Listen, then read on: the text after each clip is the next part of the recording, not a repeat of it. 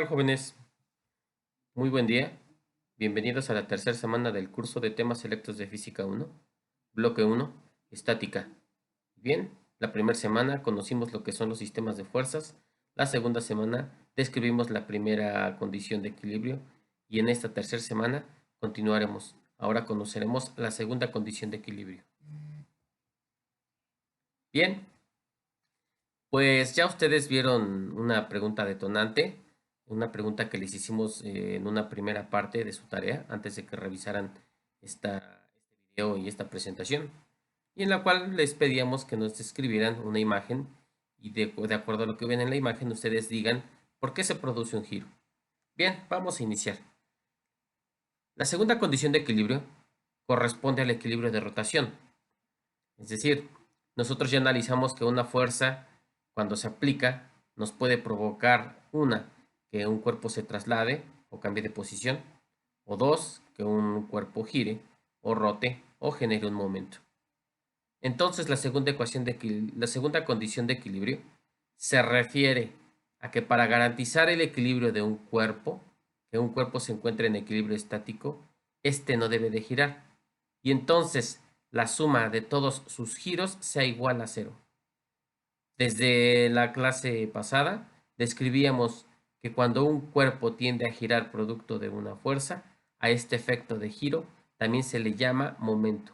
Entonces la segunda condición de equilibrio se refiere a que la suma de los momentos de un cuerpo sea igual a cero. Ustedes vieron esta figura y entonces en esta figura, ¿qué vemos? Vemos a una persona que utiliza una herramienta que nosotros conocemos como llave de cruz, la cual sirve para poder desatornillar, para poder aflojar, para poder quitar unas tuercas que son las que mantienen a la rueda de un vehículo pegada a él. Para poder aplicar esta llave de cruz, se coloca una parte de la llave que coincida con el tamaño de la tuerca y después simplemente se provoca un giro. Ahí en la primera parte de esta imagen podemos ver que esta persona aplica dos fuerzas que aplica en sentidos opuestos en una dirección de uno de los ejes. Hace un pequeño diagrama de cuerpo libre esta imagen en donde vemos que esas fuerzas se aplican sobre el eje de 2x y son opuestas entre sí. ¿Esto qué nos provoca? Pues podemos intuir y podemos ver que no provoca nada. Sin embargo, si ahora, después de colocar esta herramienta, nosotros provocamos fuerzas, pero en otro sentido, muy similares a las que aplicamos en la imagen anterior, pero ahora cambiamos el sentido de aplicación, podemos provocar ese giro, podemos provocar que ese giro nos ayude a poder quitar las tuercas de esa rueda. Entonces, aplicando fuerzas de una determinada forma, podemos encontrar o podemos generar un momento. Podemos ver entonces que la suma de las fuerzas serían cero. ¿Por qué? Porque esas fuerzas serían iguales y son de sentido opuesto. ¿Qué es lo que provoca que entonces estas fuerzas, que si las sumáramos nos dieran cero, nos generen el giro? Pues muy sencillo, el punto de aplicación. Para este caso particular, para este caso particular de giro de momento, cuando tenemos dos fuerzas que son opuestas y que están aplicadas en diferente línea de acción y que estas líneas de acciones son paralelas, a este efecto o a estas fuerzas se les llama par de fuerzas. Y bien, ya dijimos que entonces un giro, cuando producto de una fuerza, cualquier cuerpo tiende a girar o a rotar, se le va a llamar momento o momento de una fuerza. El momento se define como el producto de la fuerza aplicada por la distancia que hay entre la fuerza aplicada y el eje de rotación. A esta distancia también se le llama brazo de palanca. De acuerdo a lo que vimos en el ejemplo anterior, para que un cuerpo tienda a rotar, necesita estar pivoteado o fijo de algún lado, para que cuando nosotros apliquemos la fuerza, entonces a determinada distancia de ese punto, al que llamaremos eje de rotación, se pueda provocar un giro. Dice el texto que está en la presentación que si la línea de acción de una fuerza pasa por el eje de rotación, el brazo de palanca es 0. Y se observa que no hay efecto rotacional, independientemente de la magnitud de la fuerza. Al momento también, bueno, y un complemento es que al momento también se le conoce como torque. Y bueno, después de describir lo que decíamos, en este ejemplo que podemos ver, ahí vemos un pequeño volante en donde vemos que están señaladas 4 vectores, 4 fuerzas, perdón, 3 vectores, 3 fuerzas en 3 puntos distintos. Y entonces hay uno que está aplicado exactamente en el centro de ese volante, otro que está a una cierta distancia que ya llamamos B y otro que está a una distancia un poquito más lejana que es C. Y si nos damos cuenta, si aplicamos una fuerza en el punto B o en el punto C, vamos a generar que ese volante gire. Pero si nosotros aplicamos una fuerza en el punto A, que es el centro de giro o el eje de giro, no provocaremos ningún momento o ningún giro. Es lo que nos describe en la parte de arriba, que cuando la fuerza de acción está sobre el eje de rotación, no va a generar momento. Bien, si una fuerza genera un giro o un momento, también es necesario conocer cómo estos momentos pueden tener un sentido. Entonces, podemos darnos cuenta ahí en unos ejemplos que vemos en la presentación, donde vemos de un lado podemos ver unas herramientas que nos sirven para quitar tuercas, y ahí se puede ver claramente, ¿no? Son un ejemplo claro de cómo se aplica un momento. Entonces, si cuando nosotros producimos un momento o giro, este giro es en sentido de las manecillas del reloj, se considera un momento negativo. Si este giro es contrario a las manecillas del reloj, el movimiento se considera positivo. Y bien, conocemos entonces una fórmula para poder calcular el momento, ya la describimos, que dice que momento es igual a fuerza por el brazo de palanca. Y podemos ver ahí que para poder obtener un momento necesitamos mantener estas magnitudes que entran en juego en la fórmula, que cumplan con lo que hemos visto a lo largo de nuestros cursos de física, que tiene que ver con los sistemas de unidades. Entonces, la fuerza se debe de aplicar para sistema internacional en newtons, el brazo de palanca se debe de expresar en metros, y entonces la unidad de dimensión de un momento se le va a denominar newton por metro. Pero también sucede algo más, que esta es la forma general de la fórmula para obtener el momento. La forma correcta es que si el momento es el producto de una fuerza por el brazo de palanca, entre estos siempre debemos de tener un ángulo de 90 grados. Si caso contrario, la fuerza aplicada y el brazo de palanca no producen un ángulo de 90 grados y producen un ángulo que oscile entre 0 y 180 grados, pero que no sea 90, entonces tendríamos que aplicar una variación de esa fórmula. Nos implicaría que coloquemos el ángulo que forman y después sacar una función seno, y entonces multiplicarlo todo de esa manera obtendríamos el momento. Vemos esa segunda parte de la fórmula en donde vemos que momento es igual a la fuerza aplicada multiplicada por el brazo de palanca por el seno del ángulo que forma. En la siguiente figura podemos ver lo que describía. Vemos una herramienta muy conocida y que describíamos en las imágenes anteriores, en donde una persona intenta aplicar una fuerza para hacer girar una tuerca, y vemos que su brazo, con respecto a la herramienta que sería el brazo de palanca, no forman 90 grados, forman un ángulo distinto, que con respecto a la horizontal hay 60 grados. Entonces, aquí es donde podemos aplicar la fórmula en la segunda condición que vimos en la diapositiva anterior, en donde multiplicaremos la fuerza aplicada por el brazo de palanca por el seno del ángulo que hay entre ambas. Pero bueno, a todo esto que hemos visto, que hemos hablado, ¿cómo se puede aplicar? Bien, vamos a ver primero cómo se calcula un momento. Veamos el ejemplo que dice que se ejerce una fuerza de 250 newtons sobre un cable enrollado alrededor de un tambor de 120 milímetros de diámetro, el cual nos pregunta cuál es el momento producido aproximadamente al centro del tambor. Bien, Al igual que en los ejercicios anteriores de la primera condición de equilibrio, primero dibujamos nuestro sistema de fuerzas. Después vamos a elaborar un diagrama de cuerpo libre. De forma muy general, podemos poner ahí un disco que me representa ese tambor en el cual están enrollados un cable. Y bueno, colocamos el diámetro de ese disco.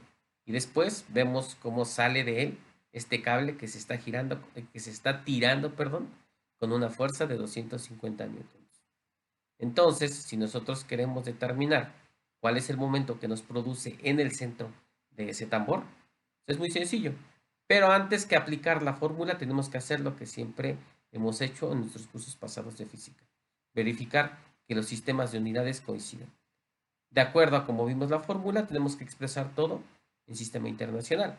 Entonces, vemos que la fuerza que nos dan como dato está en sistema internacional, pero el brazo de palanca no. El brazo de palanca o el radio o el diámetro, perdón, de ese tambor no lo expresan en milímetros, entonces lo expresamos a metros. También necesitamos hacer una consideración. Si nos dan el diámetro de ese tambor, en realidad el momento se va a sentir en el centro de ese tambor y entonces sabemos que un diámetro es igual a 2 veces radio. Con eso tenemos lo suficiente para poder aplicar nuestra fórmula. Igual la fuerza por brazo de palanca. Fuerza es igual a 250 newtons y nuestro brazo de palanca será igual a la mitad de ese diámetro expresado en metros, 0.06 metros. Efectuamos la multiplicación y listo. Nuestro momento generado al interior o en el centro de ese tambor será de 15 newtons metro. Pero, de acuerdo a la última descripción que veíamos de momento, necesitamos verificar el sentido de este. Al ver esa imagen podemos ver que al jalar ese cable haríamos que este tambor girara en sentido ¿qué? En sentido de las manecillas del reloj, por lo cual el momento será negativo y se expresa tal como está en el resultado. Bien, veamos un segundo ejemplo de cómo se calcula un momento para ver cómo se aplica la fórmula cuando hay un ángulo y no forman 90 grados. Dice que un mecánico ejerce una fuerza de 20 newtons al extremo de una llave inglesa de 10 centímetros, como se observa en la figura. Dice, si este tirón forma un ángulo de 60 grados con el mango de la llave, ¿cuál es el momento de torsión producido en la tuerca? Bien, lo primero que hacemos es hacer un esquema de fuerzas. Después de ese esquema de fuerzas, realizar un diagrama de cuerpo libre. Y es lo que hacemos. Lo único que estamos haciendo al aplicar la fórmula que dice que hay que poner el seno de 60 grados es hacer una consideración como la que se ve en la segunda parte del dibujo, en donde vemos que estamos obteniendo una componente de la fuerza o una componente del brazo de palanca. Aplicamos nuestra segunda fórmula después de tratar de hacer nuestro esquema de diagrama de cuerpo libre. Multiplicamos la fuerza, que es de 20 newtons, por el brazo de palanca, que es de 10 centímetros, pero en este caso esos 10 centímetros los transformamos a metros y después ya conocimos el ángulo que forman entre el brazo de palanca y la fuerza aplicada, que es de 60 grados. Entonces podemos ver que tenemos todo para poder aplicar la fórmula. También observamos que en este caso, al llevar a cabo el movimiento de esa llave, el momento producido será en el sentido de las manecillas, sentido contrario a las manecillas del reloj, por lo tanto es positivo. Aplicamos la fórmula y nos da que el momento es igual a 1.73 newtons metro. Después tenemos una notación que nos dice que si un cuerpo u objeto puede contener tantos momentos como fuerzas aplicadas estén sobre él. Si a un sistema de fuerzas aplicado a un objeto tenemos n cantidad de fuerzas, pueden producir esa n cantidad de momentos.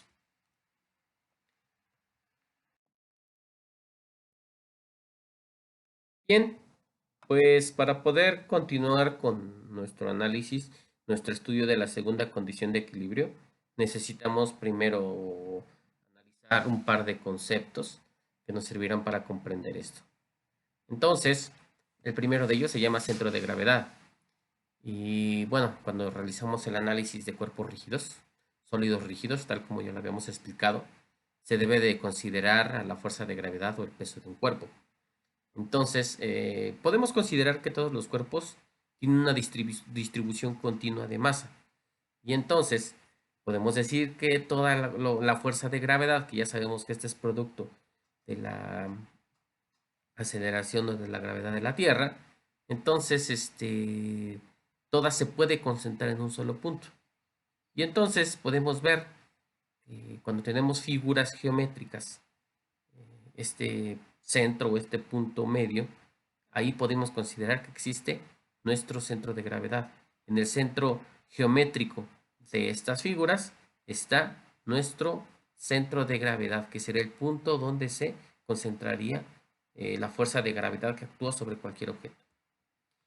Sin embargo, hay muchos objetos que no son geométricamente uniformes, que son irregulares. Entonces, a estos cuerpos geométricos irregulares, pues el centro de gravedad es un poco distinto, no se encuentra en donde está el centro geométrico. Pero bueno, solo hay que reconocer esta parte. Entonces, reconoceremos otro concepto más que se llama centro de masa. Y entonces, ¿qué es el centro de masa? Pues es el centro, entonces, el punto en el que se puede considerar concentrada toda la masa que corresponde al promedio de las partículas que conforman cualquier cuerpo sólido rígido. Cuando se estudia el movimiento de un cuerpo rígido, se puede considerar la fuerza neta aplicada en el centro de la masa y analizar el movimiento del centro de masa como si fuera una partícula. ¿Qué quiere decir?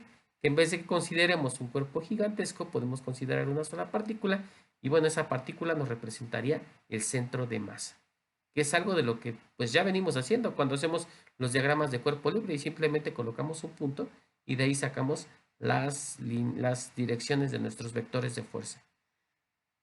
Entonces, podemos considerar que la fuerza, que cuando la fuerza es el peso, esta se consideraría aplicada en el centro de gravedad. Ahora bien, continuando con esto del centro de masa, pues bueno, no exactamente los cuerpos tendrían que tener coincidentemente o que coincidieran el centro de masa y el centro de gravedad.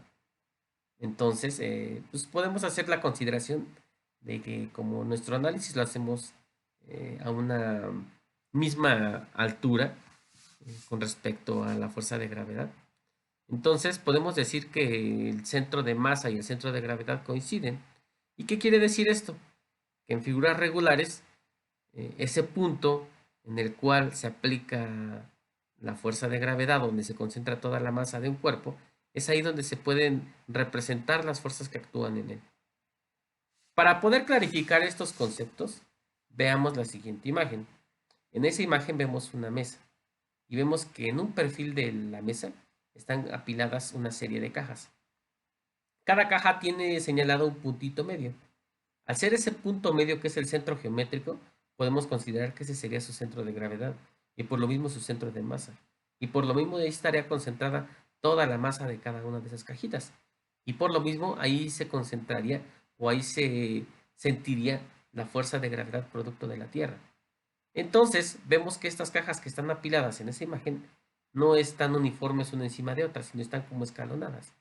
Y vemos cómo entonces su centro de gravedad igual se va alejando del borde de la mesa. ¿Qué podemos intuir con ver esas cajitas? Muy sencillo, que en algún instante se van a caer.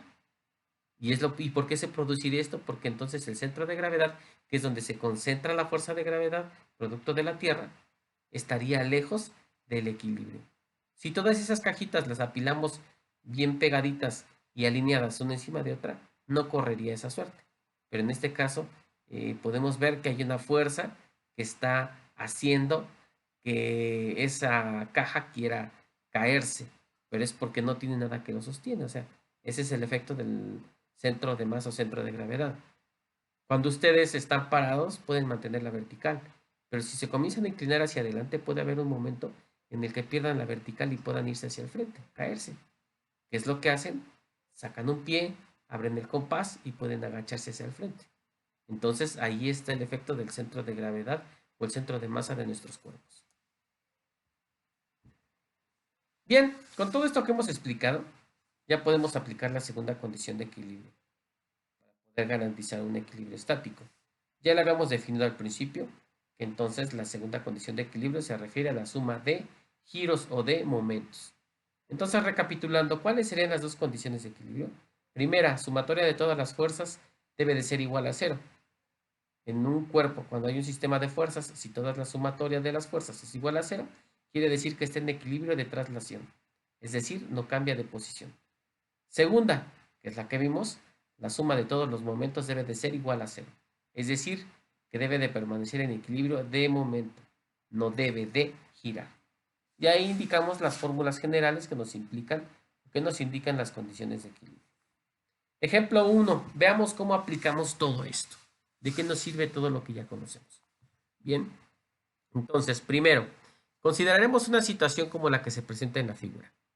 Vemos una tabla, vemos una llamada viga, que está soportada sobre dos soportes, vaya la redundancia, y en ella, a su vez, están colocados dos niños. Pero esta tabla está colocada de un extremo, en un extremo está colocado un soporte. El otro soporte no está colocado en el extremo, está antes del extremo. Uno de los niños está colocado a una distancia del primer soporte y el otro de los niños está colocado al borde de la viga.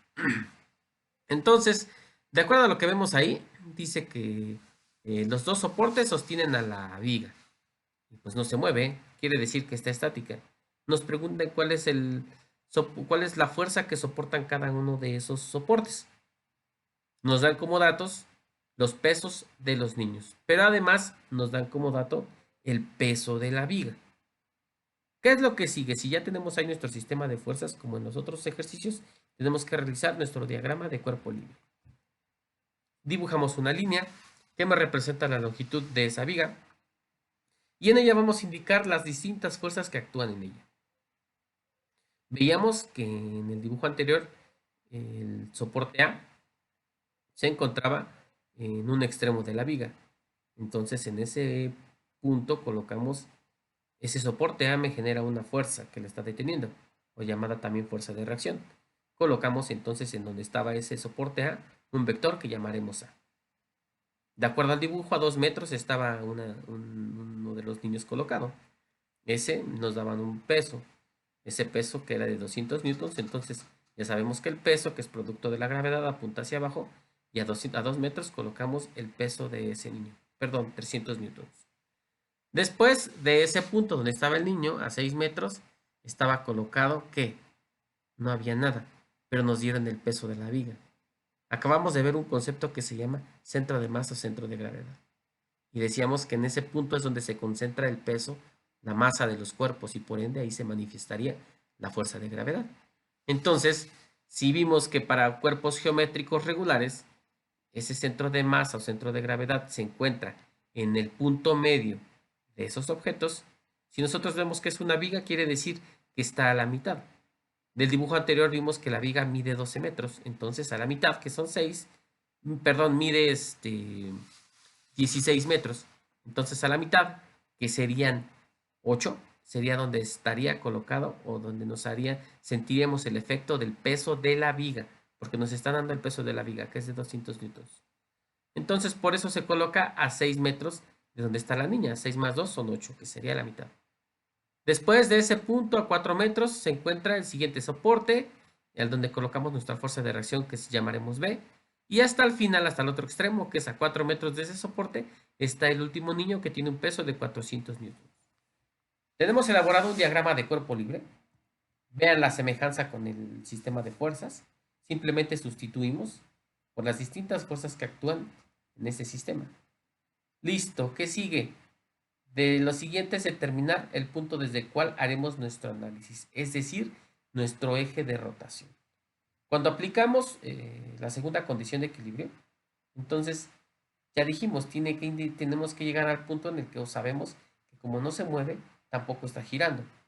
Entonces podemos elegir cualquier punto. Podemos elegir el punto donde está aplicada A, donde está el niño, donde está el centro de gravedad, el punto donde está aplicada B, o el otro extremo donde está el otro niño, el otro extremo de la viga. Por conveniencia, nuestro punto de aplicación o nuestro eje de rotación llamaremos o diremos que es el punto A minúscula, que es donde está el soporte A, que es donde sentimos la fuerza de reacción o la fuerza que está soportando a esta viga.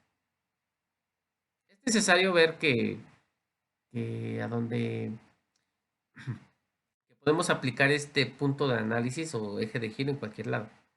Pero entonces se buscaría que este eje de giro se seleccione por donde pase una fuerza. Y si hay un punto donde pasan dos o más fuerzas, pues sería mejor. Supongamos que entonces esta viga en ese punto A, nosotros la vamos a fijar.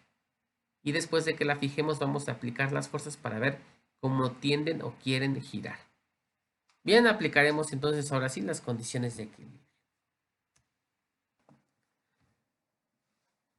Bien, continuando con este ejemplo, al ver nuestro diagrama de cuerpo libre y al ver nuestro sistema de fuerzas, nos damos cuenta que todas las fuerzas son verticales y que con respecto a la tabla o a la viga, forman ángulos de 90 grados.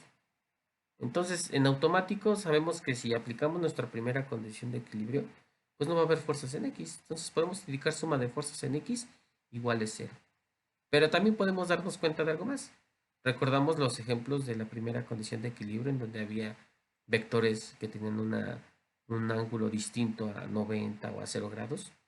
Y necesitábamos, al hacer la aplicación de la primera condición de equilibrio, sacar componentes rectangulares aplicando funciones como el seno o el coseno. En este caso no, porque nos dan directamente los valores. Entonces suma de fuerzas en X es igual a 0. Es más, no vimos ninguna fuerza que actúe en X. Vimos que todas actúan en Y. Entonces colocamos suma de fuerzas en Y igual a y sumamos todas las fuerzas. A y B van hacia arriba, son positivas. Y después los pesos de los niños y los pesos, el peso de la viga, como es fuerza de gravedad, va hacia abajo, les colocamos el signo negativo. Entonces hacemos que esa suma se iguale a 0 por nuestra primera condición de equilibrio. Y entonces, después de eso, simplemente reducimos términos, sumamos s menos 300, menos 200 y menos 400, nos da menos 900. Lo pasamos del otro lado y queda nuestra ecuación que a más b es igual a 900. Tenemos una ecuación con dos incógnitas.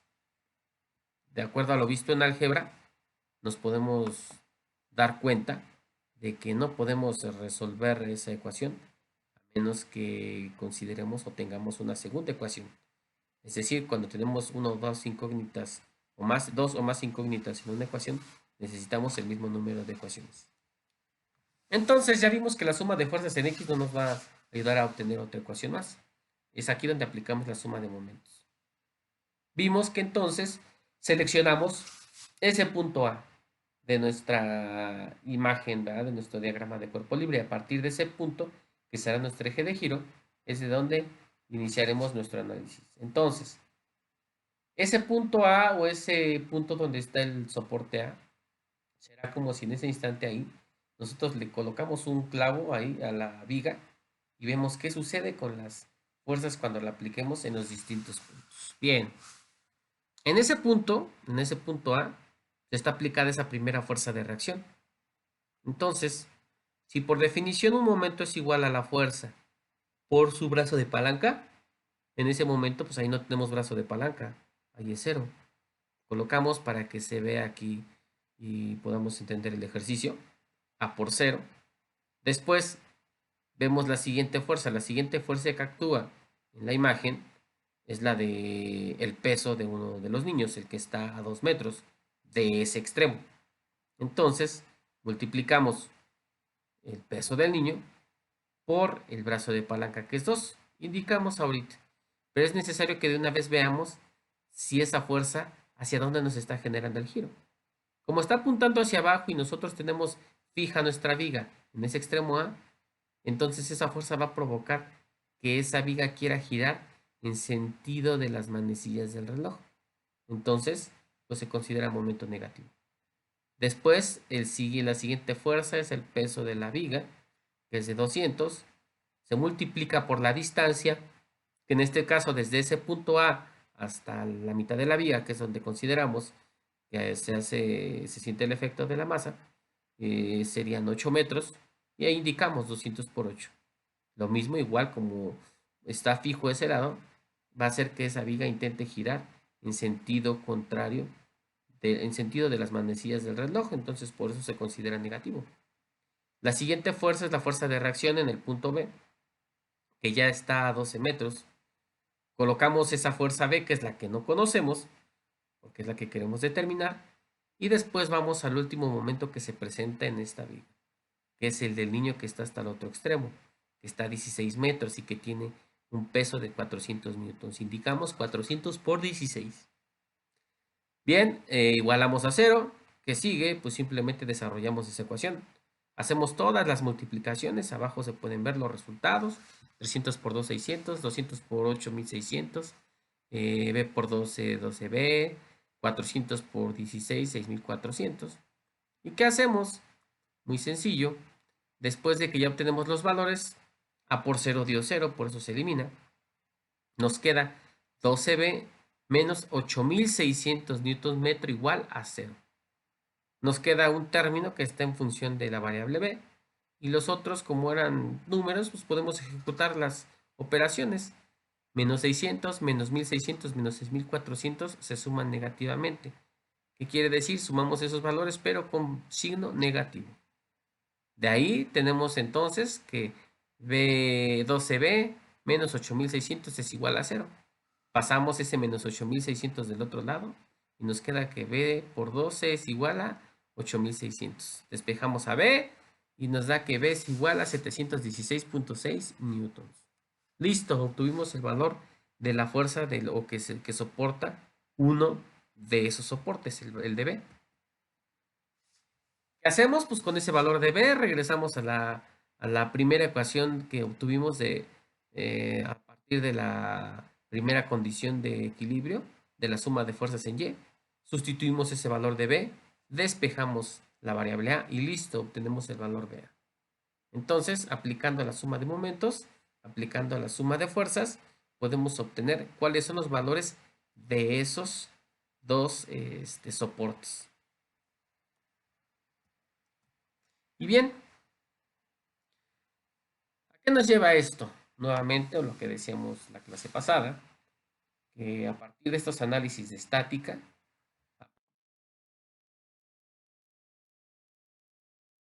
bien, entonces decíamos que a qué nos lleva todo esto, a que podamos determinar el valor de las fuerzas a las que están sometidas distintas estructuras, distintos dispositivos y poder determinar si estas fuerzas a las que están sometidas las soportarían o no.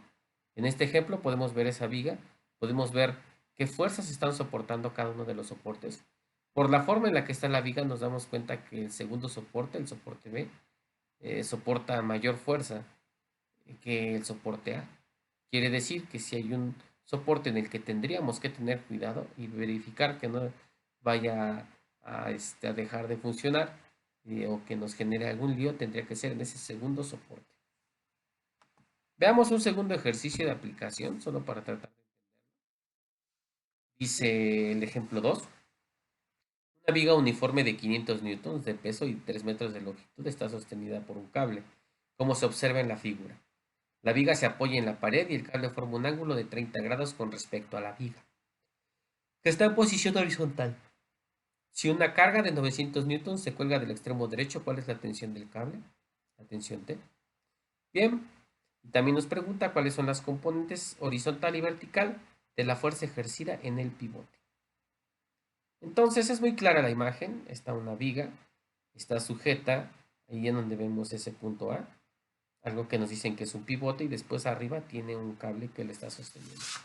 Y en la punta de esa viga tenemos un peso, algo que está colgando, que tiene 900 newtons de peso, y también nos dicen que la viga pesa 500 newtons.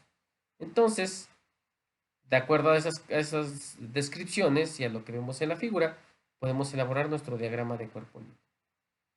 Al elaborar el diagrama de cuerpo libre, pues simplemente trazamos una línea recta que nos simula esa viga y entonces en cada uno de los extremos señalaremos las fuerzas. En el primero, pues es muy sencillo, al estar empotrado en la pared, tendremos dos fuerzas, una fuerza en X que evita que esta viga se vaya hacia adelante, o una fuerza en Y que es de hacia arriba, que evita que la viga caiga. Estas son nuestras fuerzas de reacción. Del otro lado, el cable nos genera una tensión que tendría una proyección en X y una proyección en Y. Y bueno, de acuerdo al dibujo que vimos, nos daba una dirección de tensión de 30 grados, pues la indicamos también. Pero además, vemos también que en ese diagrama de cuerpo libre tenemos que indicar el peso de la viga de 500 newtons, el cual, de acuerdo a lo que vimos, que son figuras regulares, estaría a la mitad. Y después, la pesa que vemos en la figura, que está en el extremo, en el extremo donde no está fija esta viga. ¿Qué debemos de hacer? Pues ya trazamos nuestro diagrama de cuerpo libre y entonces invariablemente podemos empezar por aplicar primera o segunda condición de equilibrio. Para este ejemplo, iniciaremos por aplicar la segunda condición de equilibrio, la suma de momentos. Iniciaremos nuestro análisis, regresamos a la figura anterior, podemos ver que en la figura dice A. Tomaremos como referencia ese punto para desde ahí que sea nuestro eje de giro. Es como si en ese punto A, vuelvo a decir lo mismo, de ahí fijamos nuestra viga y vemos qué sucede con cada una de las fuerzas. Bien, entonces en ese punto A hay dos fuerzas que vimos que actúan, que son las que detienen a esa viga ahí. Pues ninguna de las dos nos generará momento porque están en el mismo punto de aplicación de nuestro eje de giro. No hay distancia. Después nos dice que la siguiente parte de la ecuación sería indicar la suma de los momentos de acuerdo a las siguientes fuerzas.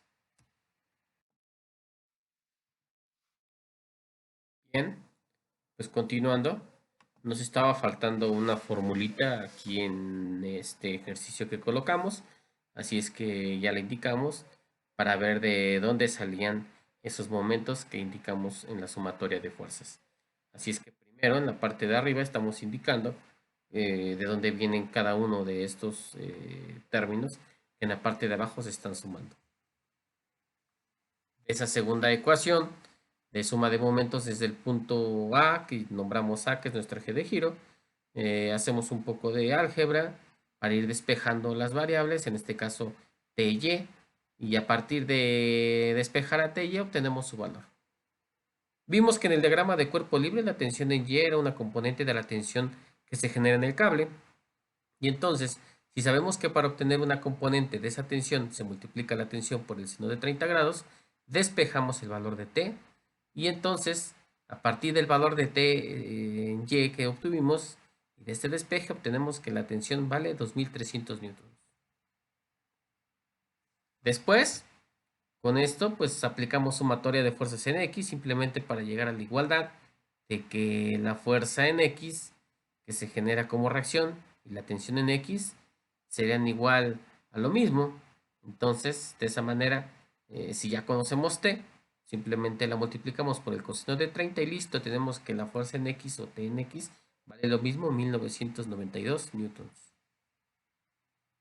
Por último, aplicamos regresamos a aplicar primera condición de equilibrio, en este caso sumatoria de fuerzas en Y, donde indicamos todas las fuerzas que actúan en el eje de las Y, que es la fuerza de reacción en Y, más la tensión del cable, y entonces esas son positivas porque apuntan hacia arriba, y hacia abajo están apuntando dos pesos, el peso de la tabla o de la viga y el peso de la masa que está en el extremo colgando.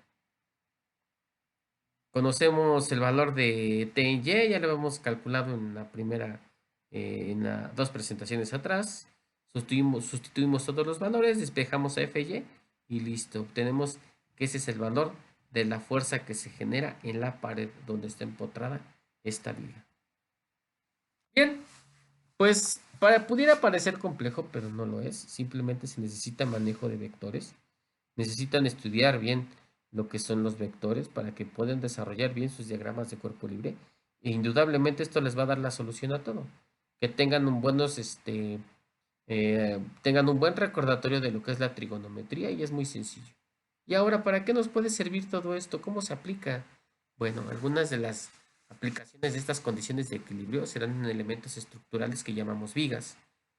Se les da el nombre genérico de vigas a elementos estructurales que se utilizan para soportar cargas y fuerzas en dirección perpendicular a su eje longitudinal.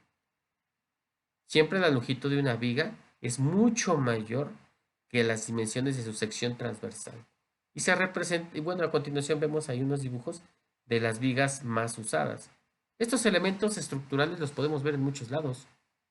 Por ejemplo, ustedes los ven en una casa, los ven en las aulas, los ven en estructuras metálicas como los puentes, en algunos otros medios de transporte.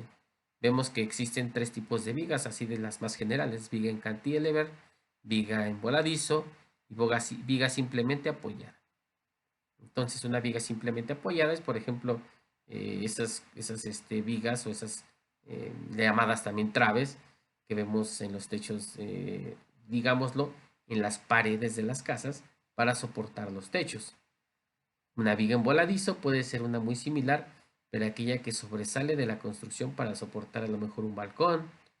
Después vimos una viga en cantilever que, por ejemplo, vemos algunos ejemplos como una ala de un avión se comportaría de esa forma, como también un trampolín desde donde saltan los clavadistas que practican este deporte. Ya por último, podemos decir que a partir de estos simples análisis de estática, aplicando las primeras condiciones de equilibrio, la condición de equilibrio número 1, la primera, y la segunda condición de equilibrio, la 2, ha logrado hacer un desarrollo computacional gigantesco que nos permite generar software, que nos permite hacer análisis ya más complejos. Indudablemente puede hacer análisis muy simples, pero mucho más complejos, pero que nacen y parten de estas pequeñas consideraciones que hacemos. Y vemos por ahí una imagen de uno de estos softwares donde vemos ahí un marco, una estructura que tiene una forma ahí muy peculiar, donde parece que tiene unos triángulos abajo, y donde, por ejemplo, ahí se empiezan a hacer simulaciones de fuerzas para poder conocer qué fuerzas se generan en distintas partes y tener cuidado cuáles son las partes donde se generan más fuerzas y donde pudiera provocarse una falla. Si este es un elemento estructural que soporta algo, pues poder saber cuál es la parte peligrosa, cuál es la que debemos de preocuparnos, o si necesita cambiar su forma o el material del que está hecho. Ahí vemos otras aplicaciones de estos sistemas, pero insisto, todo esto se hace actualmente con un análisis computacional complejo. Vemos, por ejemplo, donde se puede ver un diseño estructural de una casa y se ven ahí unas flechitas que son vectores, que es el peso de todo ese techo, cómo está repartido de una forma uniforme, ¿no? Y todas las partes que están soportando ese peso. Y después, del otro lado, vemos lo que parece ser una grúa, una parte de estas dispositivos de maquinaria pesada que se utilizan en la construcción para poder excavar. Y vemos ahí una serie de colores. Eso que dice ahí SolidWorks y ANSYS son dos softwares que se les llama CAE, que nos sirven para hacer simulación de ingeniería. Y entonces podemos ver cómo se generan estas fuerzas en todas esas partes mecánicas. Y está representada en colores, por donde el color rojo nos indica las partes donde mayores fuerzas se generan, mayores esfuerzos se generan, y es donde se debe de tener cuidado si estas partes van a soportar esos esfuerzos o si se van a deformar y en un momento dado quebrar o romper. Pero bueno, esto es solo para que vean lo interesante de esto, aquellos de ustedes que decidan seguir estudiando ingeniería civil, diseño mecánico, tendrán que seguramente eh, ver, encontrarse con esta clase de software que son muy interesantes, facilitan mucho el camino, pero todo parte de análisis tan simples como ver cómo se comporta una viga, un elemento en fuerzas mientras está en reposo. Y bien, pues espero les haya gustado la presentación y estaré pendiente de sus comentarios y para que también nos veamos en la videoclase. Gracias por su atención.